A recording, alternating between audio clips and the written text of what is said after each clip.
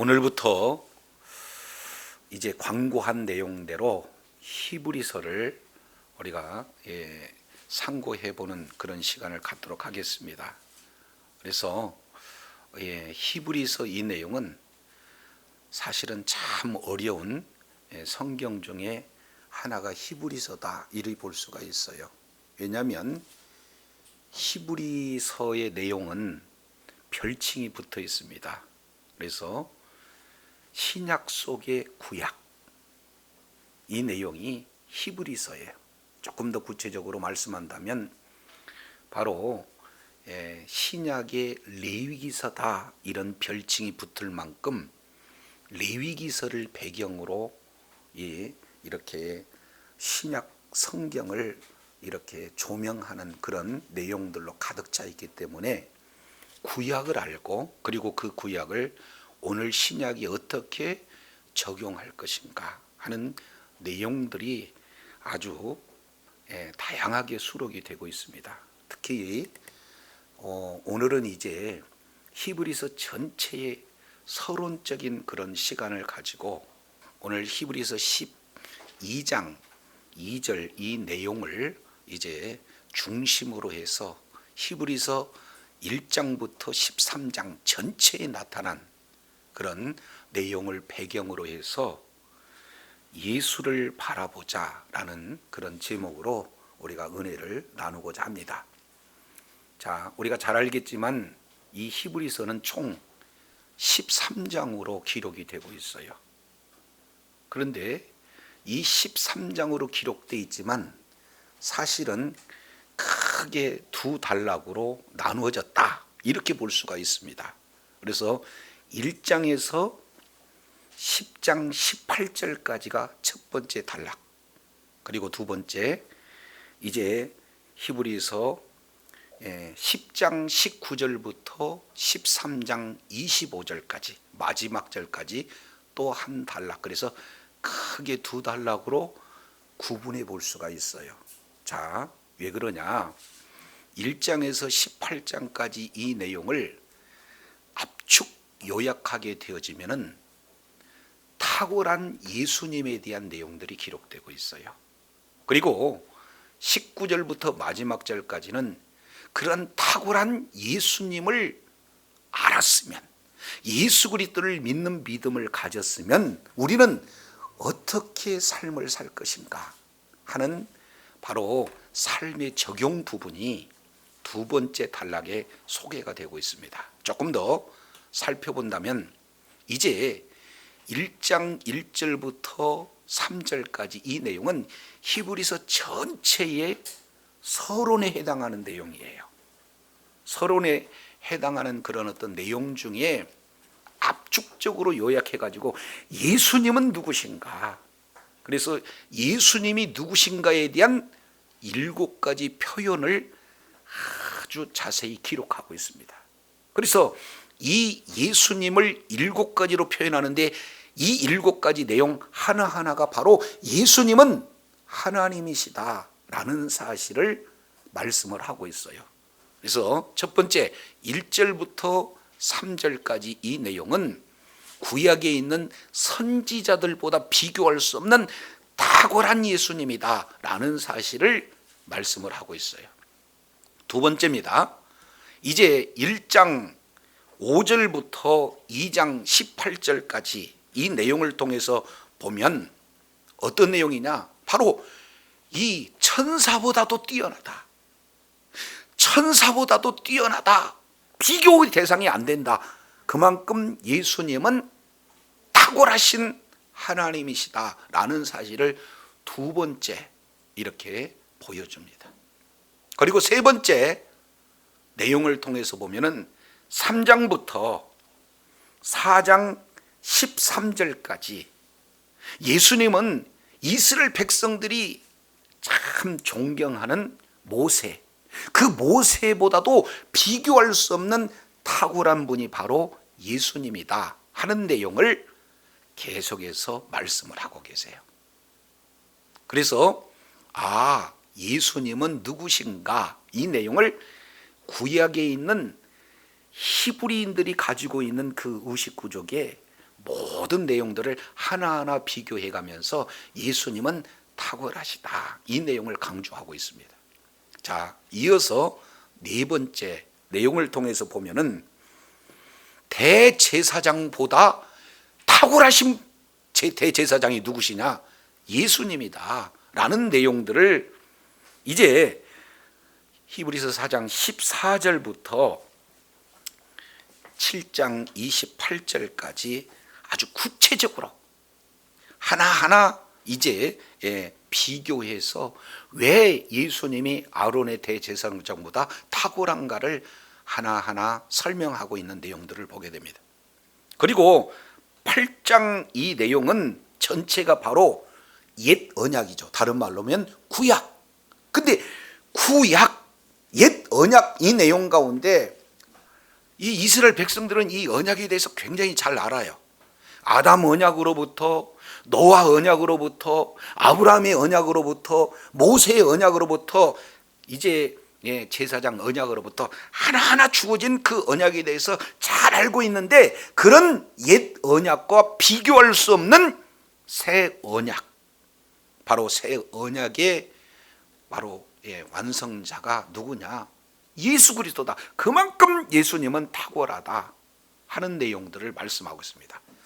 마지막 여섯 번째 내용을 통해서 보면은 9장 1절부터 10장 18절까지 이 내용을 보면은 구약의 수천 년 동안 그들은 제사로 시작해서 제사로 이렇게 마무리를 짓는 삶이거든요. 그러니까 제사 제도에 익숙해요. 그런데 그런 모든 제사나 그들에게 주어지는 율법과 비교할 수 없는 분이 바로 예수 그리스도다라는 사실을 하나하나 비교해요.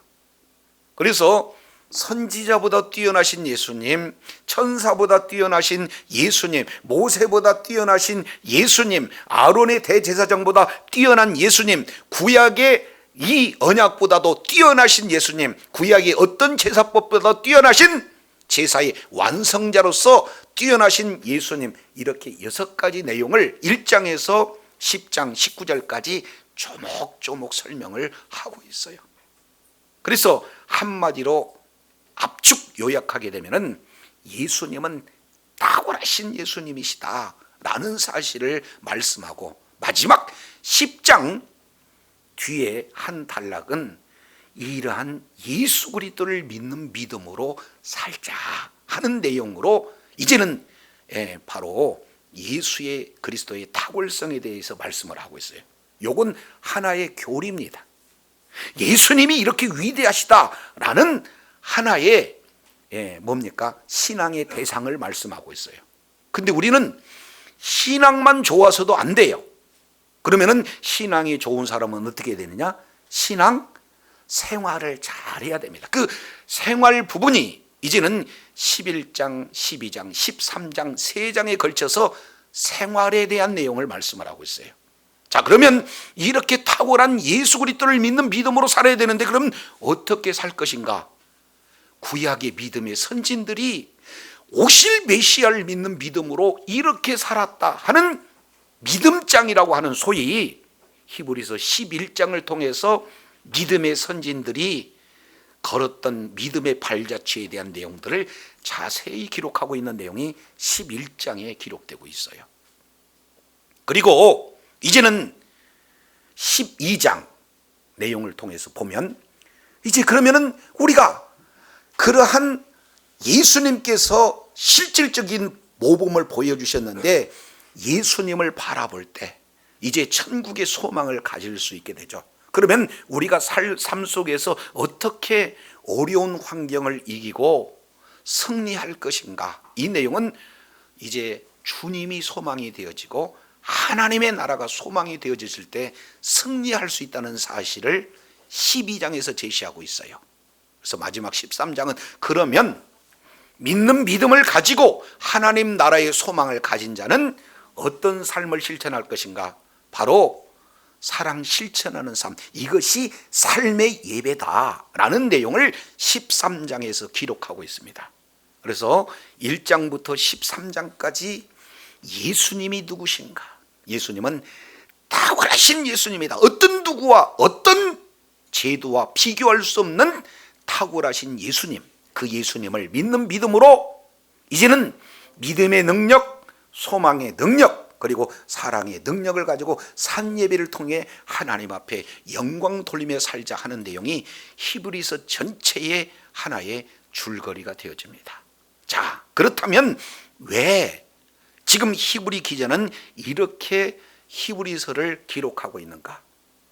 대부분 서신서는 나 바울은 너희에게 문안한다 하면서 자기 자신을 밝히고 문안 문안 인사로 드리며 시작하는 것이 서신서의 일반적인 하나의 그런 형식이 되어지는데, 히브리서는 처음부터 뭐라고 얘기하느냐? 인사도 없이, 자기소개도 없이 그냥 본격적으로 예수님은 하나님이시다라는 사실을 7가지 내용을 통해서 아주 그냥 선포하고 나가고 있는 내용이에요. 그러면 이 히브리서는 서신서인가? 다른 말로 편지인가? 아니라는 거예요. 그래서 이 내용을 학자들은 이 내용은 설교 형태로 되어 있다, 이렇게 봐요. 자, 우리 이제 마지막 13장 22절 이 내용을 통해서 보면은 내가 너희를 권한다, 권면의 말을 용납해라, 이 내용으로 지금 권면의 말이라는 표현을 하고 있어요. 여기서 권면이라고 하는 것은 설교의 다른 표현이거든요. 그래서 지금까지 뭘 했느냐? 권면으로 시작해서 권면으로 딱 마무리를 되는데, 그 이후의 마무리가 어떻게 되느냐? 24절 문안하라, 문안하라, 25절 은혜가 너희에게 있을지어다 하고 편지 형식으로 마무리를 쳐요. 그러니까 히브리서는 그 형식 자체가 설교로 시작해서 편지로 마무리를 짓는 내용이기 때문에 참 어려움이 있습니다. 그래서 대부분 서신서는 다 기록 저자가 있는데 히브리서만큼 기록 저자가 나타나고 있질 않아요. 물론 히브리 기자를 바울이라고 주장하기도 하고, 또 누가가 썼다라고 주장하고 있기도 하고, 바나바가 썼다고 주장하기는 해요. 그러나 그 증거는 없습니다. 그러니까 누가 써 있는지는 몰라요. 그런데 분명한 것은 누가 썼는지는 모른다 할지라도 구약에 능통한 자다. 동시에 이 헬라 문화의 그런 어떤 내용도 능통하다. 그래서 구약과 신학에 능통한 그 자가 환경을 믿음의 눈으로 바라보고 어떻게 이 어려움을 극복할 수 있는가 하는 그런 복음의 열정을 가진 자인 것은 분명하다. 그래서 지금 이제 구약에 정통하고 동시에 이 내용을 예수 그리스도를 통해서 이제는 복음이 어떻게 증거되어야 된다는 예수 그리스도의 십자가를 중심으로 하는 그런 어떤 신앙으로 아주 가득 차 있기 때문에, 비록 저자가 누구인지는 모르지만 신약 성경 66권 내에 정경으로 포함된 것이 히브리서예요. 자, 그렇다면 히브리 기자가 13장까지 어떠한 내용으로 기록되어 있는가 하는 그 의도를 구조를 통해서 우리가 살펴봤다면, 그 구조 속에서 지금 누구에게 썼는가, 이 내용을 누가 이 히브리서를 읽고 어려운 그런 환경 속에서 믿음으로 극복할 그런 대상이 누구인가, 이 부분들을 우리가 살펴볼 필요가 있습니다. 그래서 이 말 그대로 히브리서는 히브리인들이 대상이에요. 1차적인 원독자입니다. 근데 히브리인을 보면은 크게 세 부분으로 살펴볼 수가 있어요, 대상이. 그래서 정통 유대인, 여기는 지금 팔레스타인에서 살고 있는 유대인을 말하고 있어요. 그들은 유대교를 믿는 그런 자들이 되겠죠. 두 번째, 이제는 유대인들이 유대 지역에서만 사는 것이 아니라 먼 나라로 흩어져 사는 디아스포라 유대인이 있어요. 이것은 이제 각지에 흩어져 살면서 그 각지에 있는 회당 중심으로 유대교를 이렇게 믿는 믿음을 가진 유대인들, 흩어진 유대인들이 있습니다. 세 번째 내용을 통해서 보면은 그 흩어진 유대인이거나 아니면 본토에서 있는 유대인이거나 예수 그리스도의 복음을 받아들여서 유대교에서 이제는 기독교로 예수 그리스도를 믿는 믿음으로 개종한 유대인들을 우리가 살펴볼 수가 있습니다. 그 중에 세 번째 유대인이었다가 예수를 믿어서 기독교인으로 성도로 개종한 그런 대상들이 원독자의 개념이에요. 자, 근데 문제는 지금 이들에게 예수 그리스도를 믿는 믿음을 가져서 죄 사함을 얻고 천국의 소망을 갖는 놀라운 축복을 받았음에도 불구하고 현실은 녹록지가 않습니다. 어려워요. 예수 믿으면 잘 될 것 같고 예수 믿으면 모든 것이 형통할 것 같은데 예수를 믿고 받았더니 환경이 너무나 어려운 환경을 만나게 돼요. 그럼에도 불구하고 그들은 예수님을 잘 믿었습니다. 자, 그 내용을 통해서 보면은 자, 히브리서 어디를 보냐면 10장 우리 잠깐 한번 살펴보겠습니다. 자, 10장 32절. 그러나 그 다음에 뭐라고 그랬습니까? 전날에 너희가 빛을 받은 후에 무슨 싸움에 참은 것을 생각해라? 고난의 큰 싸움에 참은 것을 생각해라. 그러니까 이들은요 복음을 받아들였어요. 전날 복음을 받아들였습니다. 빛을 받았다. 다른 말로 복음의 진리를 받았다. 그런데 복음을 받아들이고 난 이후에 환경은 어떻게 바뀌었느냐? 고난의 큰 싸움이 있었다. 그들은 복음을 받아들인 이후에 삶이 고난의 삶이 되었다. 그래서 그들은 그 고난을 어떻게 했느냐? 두 번째, 참았다. 이런 것을 생각해라. 지금 이렇게 권면하고 있으니까 그들은 예전에는 신앙을 이제 좋은 신앙을 가졌지만 지금은 이 신앙이 흐지부지 됐다라는 사실을 우리가 살펴보게 돼요. 왜 그렇습니까? 뒤에 33절 이유를 설명을 하고 있어요. 혹 비방과 환난으로서 사람이 뭐가 됐어요? 구경거리가 되었어요. 그러니 아니 예수 믿는 믿음 때문에 뭐가 잘못한 게 아니고 예수 믿는 믿음을 가졌다는 이유 하나 때문에 비방을 받아요. 그리고 환난을 받아요. 이 내용이 어떠느냐? 사람들에게 구경거리가 된다는 것은 비방과 조소가 공개적으로 지금 많은 사람들한테 이렇게 비웃음거리가 된다라는 것을 보게 돼요. 더 나아가서 34절 내용을 보니까 갇히기도 하고 가지고 있는 산업을 뺏기기도 한다 그 말이에요. 그럼에도 그들은 기쁘게 당했다. 이런 내용이니까 얼마나 믿음이 센 믿음이었어요. 근데 이 내용이 한 번, 두 번 믿음을 통해서 극복하기는 했으나 시간 속에서 예수 믿는데 고난이 더 심해지는 거예요. 더 심해지고 개선될 내용들이 없다가 보니까 마음 가운데 이제는 한 사람 한 사람 내가 왜 예수를 믿어야 되지? 진짜 예수를 믿어야 되는 것일까? 하는 회의가 들기 시작한 거죠. 이 내용을 이제 그 근거를 우리가 조금 더 살펴보면은 히브리서 잠깐 여기에 정보가 나타나 있어요. 자, 히브리서 13장 23절 내용을 보니까 우리 형제 디모데가 놓인 것을 너희가 알라 이렇게 얘기했어요. 그러면은 여기에 나타나는 디모데는 사도 바울의 애제자입니다. 근데 사도 바울의 애제자인 디모데가 복음을 전하다가 어디에 갇혀버렸다는 거예요? 감옥에 갇혔다는 거예요. 근데 감옥에 갇혔다가 놓였다.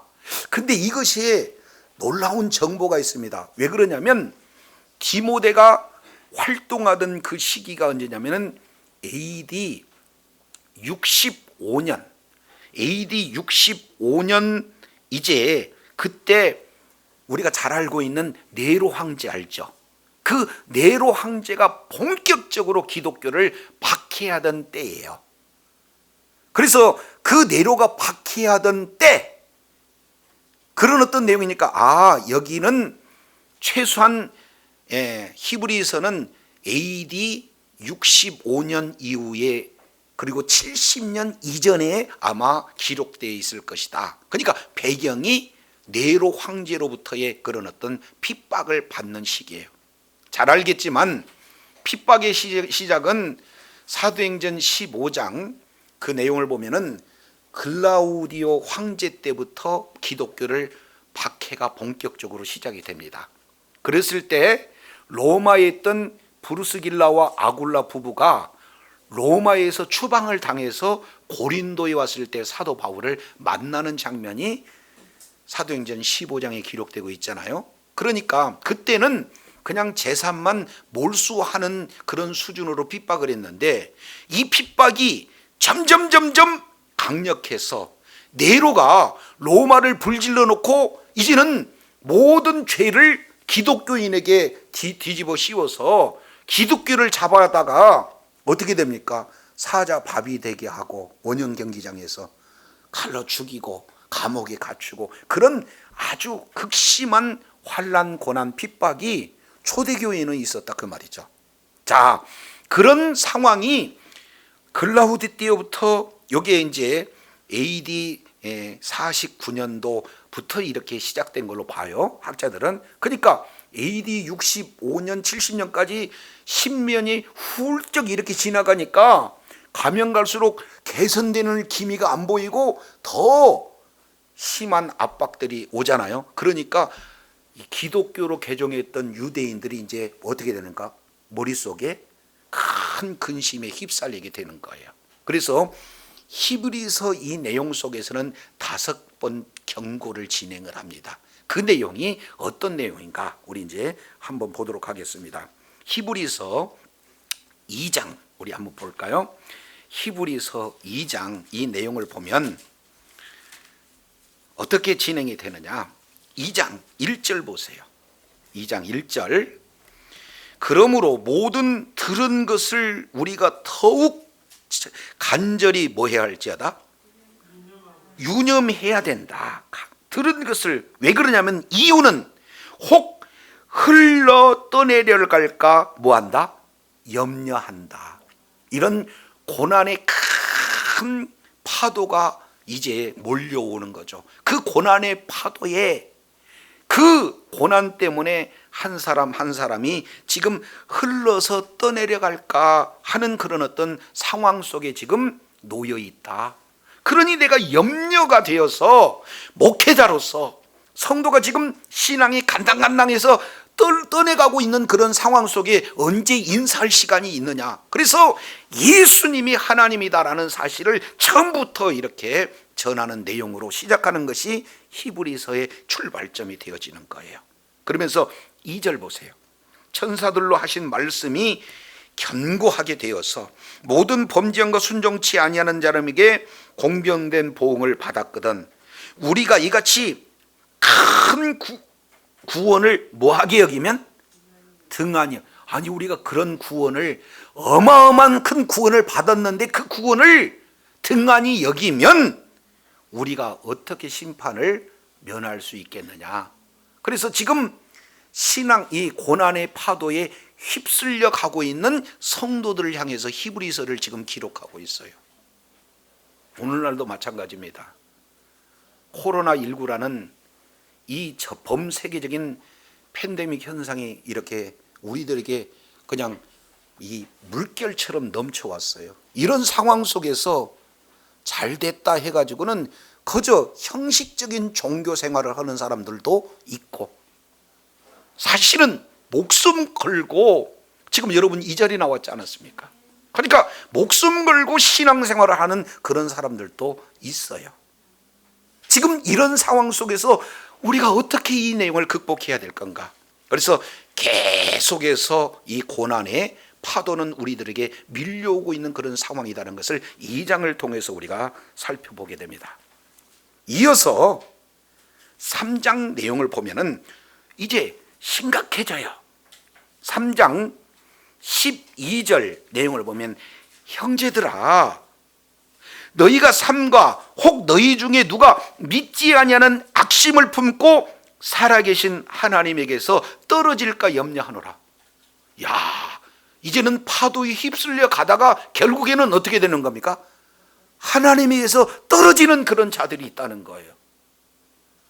예수를 믿으면 뭔가 하나님이 은혜를 주시고, 예수를 믿으면 복을 주실 걸 기대를 하고 왔는데 이런 어려움이 나타나요. 그렇지 않습니까? 그러니까 하나님에게서 이제 아예 끊어질 수 있는 상황에 몰린 자들도 있다는 거예요. 이게 신앙에 지금 큰 이런 위기가 나타나게 되는 거예요. 이것에서 지금 경고하고 있는 겁니다. 그렇지 않습니까? 저도 뒤늦게 예수님을 믿었는데 이제 제사를 지내면은 안 되잖아요.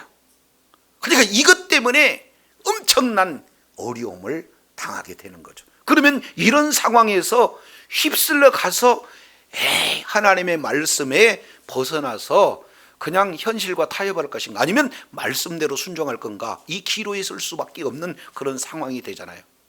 그러니 예수 그리스도를 믿는 믿음 아니고는 이 어려움을 극복할 수가 없어요. 그래서 오늘 하나님께 떨어질까 염려하기 때문에 히브리서를 쓰고 있다라고 지금 말씀을 하고 있는 거예요. 근데 여기에 더 심각한 현상이 나타납니다. 5장 보겠습니다. 5장 내용을 보면은 5장 12절, 때가 오래므로 너희가 마땅히 선생이 돼야 돼. 예수 믿는 믿음이 이제는 주일학교를 거쳐서 10년, 20년, 30년 지나가게 되어지면 사회에서도 10년 정도면 전문가가 돼야 되는데, 전문가는 고사하고 아직도 젖이나 먹을 수 있는 어린아이의 불가한 신앙으로 거저 남아있는 그런 안타까운 현실이 놓여져 있다는 거예요. 지금 환경은 그 고난의 파도가 지금 몰려와서 휩쓸려 가고 있고, 그 중심 가운데는 이제 하나님께 떨어질 그런 가능성 가운데 있는데, 그럴 때일수록 신앙이 견고해서 성장되면 좋은데 아직 젖이나 먹는 그런 신앙 수준에 이렇게 돼 있다. 신앙의 유아, 이런 어떤 상태로 거저 머물러 있다. 이러니 지금 이 히브리 기자가 마음에 뭐가 있어요? 불이 붙어요. 불이 붙어요. 그래서 히브리 기자의 이 마음을 이제 예레미야서 20장 9절 내용을 보면은 예레미야가 복음을 전했더니 그냥 두드러 맞습니다. 그러니까 나는 복음 안 전할래요 했더니 이불 속에서 숨어있는 예레미야 마음 가운데 불이 붙어버려요. 그러니까 그런 열정을 가지고 지금 내가 이 말씀을 전하지 않으면 안 되겠다는 그런 각오로 지금 히브리서를 기록하고 있는 그런 복음의 열정을 가진 기록 기자가 지금 이렇게 하나하나 이렇게 말씀을 전하고 있는 것을 보게 됩니다. 자, 그러면서 이제 10장으로 건너가겠습니다. 10장 신앙이 점점 위기로 다다라 가고 있는 내용들을 보게 됩니다. 자, 10장 내용을 보니까 이제 이렇게 표현을 해요. 자, 어떤 내용을 하냐면, 자, 10장 우리가 살펴봤죠. 자, 32절, 전날에는 너희가 이제 고난이 있다 할지라도 참을 수 있는 그런 견고한 믿음이었다. 근데 비방과 환난과 구경거리가 되어지고 34절에 갇힌 자가 그리고 산업을 뺏기는 그런 어떤 자가 된다 할지라도 이제 하나님의 나라, 더 낮고 영구한 산업을 바라보는 그런 확실한 믿는 믿음을 가졌는데, 시간이 지나면서 스물스물 믿음은 없어지고 어떻게 됐느냐. 39절 보세요. 우리는 뒤로 물러가 멸망 속으로 빠져갈 자가 아니요 그랬으니까 지금 어디로 빠져들어가고 있어요? 멸망 속으로 빠져들어가고 있어요. 그렇지 않습니까? 아니, 예수 믿는데 왜 이런 고난이 오냐고. 예수 믿으면 코로나도 빗겨가야 되는 거 아니냐고. 예수 믿으면 이런 상황에서도 이제 생업은 잘 돼야 되는 거 아니냐고. 그런데 왜 그러냐고 라고 그 정확한 목적을 잃어버리게 되면은 점점 뭘로 빠져들어가요? 멸망의 속으로 빠져들어가는. 이제 그 고난의 파도에 휩쓸려가는 수준이 아니라 그 속으로 쑥 빠져들어가요. 이 내용을 뭐라고 표현하냐면 뒤로 물러가 이렇게 얘기했습니다. 예수 믿기 전 생각으로 돌아가는 거예요. 이스라엘 백성들을 본다면은 광야 생활을 하면서 어려운 고비마다가 어디를 생각하는 거예요? 애굽을 생각하는 거예요. 몸은 애굽에서 빠져나왔는데 아직까지도 마음은 애굽을 동양하고 있는 그런 모습들을 보게 돼요. 오늘날 우리 신앙의 모습도 이와 마찬가지죠. 예수를 믿는 믿음을 가졌지만 예수 믿지 않는 사람들을 동경하고 그들이 잘 나가고 그들이 명예롭고 그들이 성공했던 그 내용을 부러워하는 그런 어떤 내용으로 우리가 마음이 가득 찼다 그러면은 항시 뭘 바라보는 거예요? 지금 뒤를 바라보는 거예요. 이것을 신앙에 빠져, 이게 뭡니까? 멸망 속으로 빠져들어가는 그런 어떤 징조다라는 것을 보게 됩니다. 끝으로 다섯 번째, 경고해요. 다섯 번째 내용을 통해서 보니까 12장 12장 내용을 보니까 이런 표현을 하고 있습니다. 25절 보세요. 25절. 너희는 삼가 말하는 자를 뭐 하지 말라? 거역하지 말라. 땅에서 경고하신 자를 거역한 너희가 피하지 못하거든. 하물며 하늘로 쫓아 경고하신 자를 배반하는 우리일까 보냐 이렇게 얘기했으니까 결국에는 어떤 자가 나타나는 거예요? 하나님을 배반한 자. 이것을 배교라고 얘기해요. 그렇지 않습니까? 오늘날도 이게 어마어마한 배교의 사건이 지금 현실 속에서 나타나요. 지금 삼중고를 겪고 있습니다. 지금 이 히브리인들이 원독자가 오늘날 우리도 똑같이 삼중고를 겪고 있어요. 외부에 로마로부터 지금 박해가 계속해서 끊이지 않고 점점 강해지고 있어요. 그리고 유대교의 그런 옛 과거의 믿음의 동료들이 너희 그봐 잘못됐잖아. 예수 믿으면 잘 돼야 되는데 예수 믿으니까 그렇게 힘들잖아. 예수님만 안 믿는다면 고난 끝이잖아. 그런데 왜 그 사서 그 고생을 하느냐고 계속해서 부추겨서 다시 유대교로 전향하라고 계속 미혹하고 있습니다. 권면하고 있어요. 이게 더 힘든 내용이에요.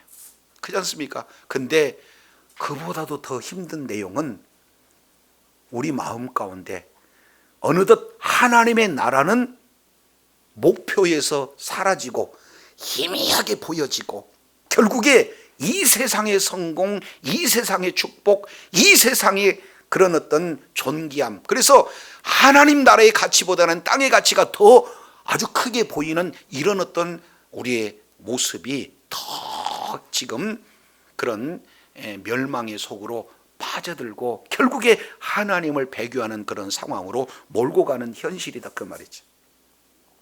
그러니까 지금 기독교 내에서도 이제는 우리가 정신을 못 차리니까 이단들이 극세해가지고는 전부 다 쏙쏙 다 빼어가고 있는 것을 보게 되어져요. 그 사람들은요 예수 없습니다. 교주 중심이에요. 그들은 가가지고는 행복합니까? 부유합니까? 평안합니까? 이런 어떤 내용을 가지고 예수님을 믿는 믿음 신앙에서 싹 빼가지고는 우리들이 아주 듣기에 달콤한 내용으로 한 사람 한 사람 빼가서 결국에 예수를 배반하는 쪽으로 몰고 갑니다. 지금 이런 상황이에요. 이유가 어쨌든 지금 대면 예배를 드리기에 힘든 시기, 그렇지 않습니까? 이런 어떤 상황에서 어떻게든지 예수님을 믿는 믿음으로 우리가 예배를 이렇게 드리는 그런 내용이 사실은 자유롭지 못한 이 시대예요.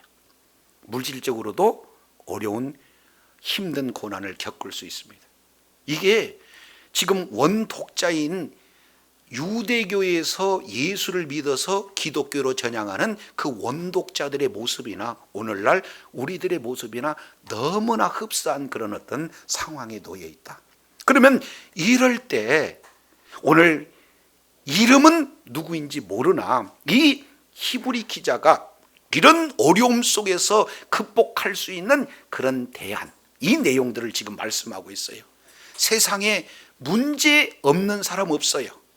그래서 그 문제를 크게 보느냐, 아니면 그 문제를 해결하실 하나님을 보느냐, 여기에 따라서 해석하는 내용에 따라서 문제를 극복할 수도 있고 문제에 빠져들 수도 있는데, 오늘 히브리 기자는 문제보다도 더 큰 예수님을 바라봐라.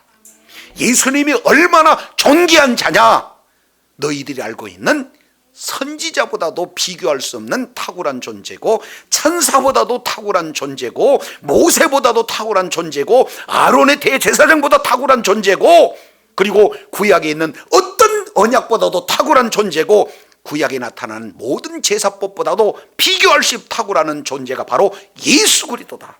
그래서 이 모든 문제의 해결자인 예수님을 바라볼 때 너희들은 승리할 수 있다 하는 내용을 저와 여러분에게 히브리서를 통해서 제시하고 있는 줄로 믿습니다. 자, 이제 한 군데 보고 마치겠습니다. 자, 우리가 읽어봤던 히브리서 12장 1절 우리 살펴보도록 하겠습니다. 히브리서 12장 1절 내용을 보니까 1절에 이러므로, 믿음의 선진들을 딱 설명하고 난 다음에 아브라함은 이렇게 살았다, 사라는 이렇게 살았다, 그리고 이삭, 야곱, 요셉은 이렇게 살았다, 모세는 이렇게 살았다, 믿음의 선진들을 살았던 모든 발자취 하나하나를 보여주시면서 그러므로 우리에게는 구름같이 둘러싼 허다한 증인들이 있다, 이렇게 표현하고 있어요. 메인 스타디움에 목적지를 향해서 달려오고 있는 그런 운동 경기자를 이렇게 소개하는, 그렇게 표현을 이렇게 하고 있어요. 그러면서 모든 무거운 것과 얽매이기 쉬운 죄를 벗어버리고, 벗어버려야 될 것을 벗어버려야 뛸 수가 있어요. 그것은 무거운 것, 얽매이기 쉬운 죄, 먼저 우리가 죄를 벗어버리고 뛰자. 두 번째, 인내로서 뛰자. 그리고 우리의 앞에 당한 경주를 하자. 이렇게 지금 말씀하고 있어요. 우리는요, 계속해서 천성을 향해서 한 걸음 한 걸음 지금 달려가고 있는 믿음의 경주를 하고 있는 그런 우리들의 모습이에요. 자, 그러면 정확하게 달리는 자가 이제 달릴 때 가져야 될 것이 목표예요. 목표. 그 내용이 뭐냐? 2절입니다. 자, 믿음의 주요 온전케 하신 이인 누구를 바라보자? 그러니까 우리가 뛸 때 정확하게 누구를 보고 뛰어야 되는 거예요? 예수를 바라보자. 이 내용은요, 원문 내용으로 보면은 아예 눈을 예수님 앞에 고정하자, 이 뜻이에요. 왜 그러냐면 그 예수님은 누구시기 때문에 두 가지로 말씀하고 있습니다. 예수님은 믿음의 주인이 되세요. 믿습니까? 내가 믿는 게 아니라 믿음의 주인이 예수님이셔요. 그렇기 때문에 믿음이 부족하면 누구에게 요청하면 되는 겁니까? 그렇습니다. 예수님이 주셔야 우리가 믿는 믿음을 가질 수가 있는 거예요. 그래서 이것을 학자들은 믿음의 주요, 이 내용은 구원 문제. 그래서 출애굽기 전체 사실은 내용이 구원 문제를 다루고 있기 때문에 믿음의 주요 이 한 절이 출애굽기 전체를 압축하고 있습니다. 두 번째, 온전케 하시는 요 내용은 구원받은 자가 성화되는 것, 예수님 닮아가는 거예요. 이게 온전한 믿음, 이렇게 표현한 겁니다. 이것은 바로 레위기에서 다루고 있어요. 어떻게 하면 하나님을 만나고, 어떻게 하면 하나님과 교제하고, 어떻게 하면 하나님과 교제를 친밀하게 지속적으로 이룰 것인가. 이것을 신학에서는 성화 그래요. 구원받은 사람이 더 주님과 가까이 친밀하게 진행하는 내용. 그런데 이 문제조차도 누가 주관하고 계시는 거예요? 예수님이에요. 그래서 구원받는 저와 여러분이 주님의 은혜로 구원을 받았다면 예수님을 닮아가는 그런 삶을 살기 위해서는 우리는 날마다 저와 여러분의 시선을 예수님께 고정하는 그런 은혜가 있기를 원합니다. 그러면 예수님은 동일하게 고난을 받았어요. 그래서 그 고난을 어떻게 이기셨는가? 그 비결을 2절 하반절에 그는 그 앞에 있는 즐거움을 위하여 뭘 참아버렸어요? 십자가를 참아버렸어요. 그러니까 바로 눈앞에 있는 것은 십자가고, 그 십자가를 참을 수 있기는 그 십자가 너머에 있는 즐거움을 바라봤어요. 그렇기 때문에 십자가의 그 부끄러움도 개의치 아니하고 결국에는 십자가에서 죽으셨지만 부활하심으로 이제는 부활 승천에서 하나님 보좌 우편에 앉았다, 그 말이죠. 이것이 하나님 보좌 우편에 앉아 계시는 하나님께서 통치하시는 그 나라가 저와 여러분의 소망이요 비전이 될 줄로 믿습니다. 그래서 예수님께서 그 십자가를 이길 수 있는 그 비결은 그 너머에 있는 영광을 바라봤기 때문에, 하나님의 나라의 보좌를 바라봤기 때문에 승리할 수 있었던 것처럼 저와 여러분이 이제는 눈앞에 어려운 환란이 있어요. 환경으로의 에워싸이는 그 고난에 그런 여러 가지 환란이 놓여질 수 있습니다. 그리고 내적으로도 여러 가지 미혹과 유혹에 시달릴 수가 있어요. 그러면 이런 상황 속에서 저와 여러분이 이길 수 있는 비결은 바로 우리의 시선을 예수님께 맞추는 그런 역사가 있을 때 이 모든 것을 가능하게, 승리로 가능하게 될 줄로 믿습니다. 그래서 12장 3절에 이렇게 표현합니다. 너희가 피곤하여 낙심하지 않기 위하여 죄인들이 이같이 자기에게 거역한 일을 참으신 일을 뭐하라? 한번 더 하겠습니다. 예수를 바라보자. 예수를 생각하자. 그렇습니다. 늘 날마다 예수님을 바라보고 예수님을 생각했을 때 우리는 약해요. 우리는 넘어질 수 있어요. 우리는 고난받으면 힘들어하는 그런 연약한 존재입니다. 그럼에도 불구하고 이길 수 있는 내용은 이미 예수님께서 이겨놓으신 싸움을 이제 싸우시고 보좌 우편에 오늘 저와 여러분을 위해서 오늘 또 중보하신 주님께 저와 여러분의 눈이 고정되었고, 주님의 인도함을 받을 때 저와 여러분은 넉넉히 이기는 삶을 살게 될 줄로 믿습니다. 예수님을 바라보고 예수님을 생각한다는 것은 예수님이 말씀이시고 그리고 그 말씀의 인도함을 받을 때 가능한 일입니다. 그래서 아침에도 저녁에도 늘 삶의 현장 속에서 더 많이 말씀을 보고 더 많이 말씀 속으로 가까이 들어가서 그 말씀 속에 있는 예수님과 이렇게 교제가 이루어질 때 저와 여러분 어려운 환경에 놓여 있다 할지라도 예수 믿는 사람이든 예수 믿지 않는 사람이든 누구나 다 어려움을 겪을 수 있어요. 그러나 이제 그 고난을 바라보는 눈의 해석이 고난을 크게 보느냐 아니면 고난 위에 고난을 극복하고 고난을 이기게 하신 주님을 바라보느냐에 따라 성패가 달려져 있습니다. 주님 오시는 그날까지 오늘 히브리 기자가 큰 어려운 고난 가운데 놓여 있어요. 이제 어떻게 됩니까? 고난의 파도에 휩쓸려 가고 있어요. 하나님과 떨어질 수 있는 그런 위기의 상황에 있어요. 그런데도 이제 믿음이 어린아이의 수준에 불과해 합니다. 그랬을 때 이제는 어떻게든지 앞으로 가야 되는데 오히려 뒤를 생각해서 결국에는 하나님을 거역하는 그런 위기 절정의 상황에 놓여 있을 때 너희는 주님만을 바라봐라. 주님만을 생각하라. 그래서 주님을 바라보고 생각할 때 이 모든 환난을 극복하고 최고의 이제는 메인 스타디움에서 많은 사람들이 환호하고 이제 그냥 찬양으로 이렇게 하나님 앞에 영광 돌리는 최후의 완주자로 하나님 앞에 영광 돌리게 될 줄로 믿습니다. 이런 최후의 승리자가 되어 하나님 앞에 존귀하게 쓰임 받는 주의 사랑하는 자녀들이 다 되시기를 예수 이름으로 축원합니다. 기도하겠습니다.